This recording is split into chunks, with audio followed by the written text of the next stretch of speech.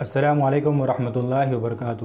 محترم دوستو، آج میں آپ لوگوں کو ایک اہم کارگزاری سنانے جا رہا ہوں جو بڑا ہی سبق آموز اور نصیحت سے پر ہے کہ ایک شخص کپڑا خریدنے کے لیے مارکیٹ میں گیا۔ مارکیٹ کے ایک دکان میں داخل ہوا اور دکاندار سے کپڑا دکھلانے کو کہا۔ چنانچہ دکاندار نے بھی اسے ایک سے بڑھ کر ایک عمدہ اور بہترین کپڑے دکھائے۔ ایک کپڑا اس شخص کو پسند آ گیا اور اسے پیک کرنے کو کہا۔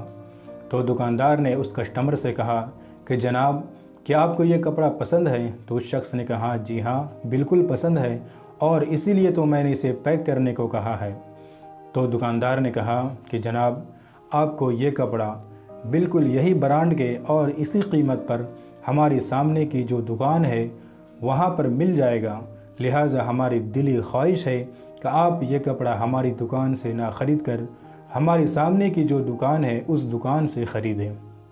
تو اس شخص نے حیرت اور تعجب سے پوچھا کہ جناب، میں آپ کی دکان میں آیا ہوں اور مجھے آپ ہی کی دکان میں کپڑا بھی پسند ہوا ہے، لہٰذا میں آپ کی دکان کو چھوڑ کر دوسرے دکان کیوں جاؤں؟ آخر اس کی وجہ کیا ہے؟ تو اس دکاندار نے جو جواب دیا اس میں ایک اہم پیغام اور ایک اہم نصیحت ہے ہم سب کے لیے، خاص طور پر دکانداروں کے لیے۔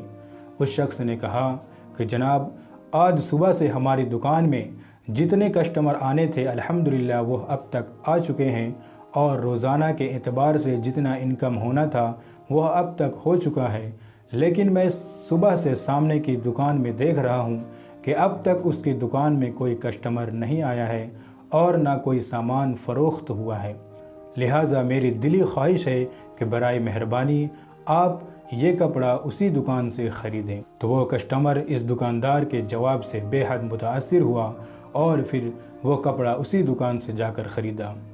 دوستو، یہ واقعہ ان لوگوں کے لیے سبق ہے جو دنیا کے کمانے کے چکر میں اس قدر مشغول اور مصروف ہیں اور اس قدر مدہوش ہو چکے ہیں کہ ان کو ذرا بھی پرواہ نہیں ہوتا کہ اس کے اڑوس پڑوس کے لوگ، اس کے قرب و جوار میں رہنے والے لوگ کس حال میں ہیں۔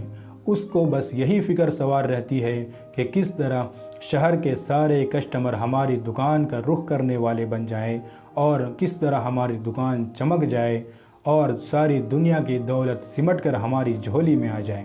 حالانکہ انسان کے لیے مال کا وہی حصہ ہے جو چیزیں وہ کھا لیا، جو استعمال کر لیا اور جو پہن لیا، باقی سارا کا سارا یہیں پہ دھرا رہ جائے گا۔ جب موت آئے گی تو اس کے ساتھ صرف جانے والی جو چیز ہوگی وہ صرف اس کے اعمال ہوں گے جو دنیا میں رہ کر کیے ہوں گے، باقی ساری دولت یہیں پر چھوڑ کر اس کے وارثوں کا حصہ بنے گی۔ اللہ پاک ہم تمام کو بات سمجھنے کی توفیق عطا فرمائے، آمین۔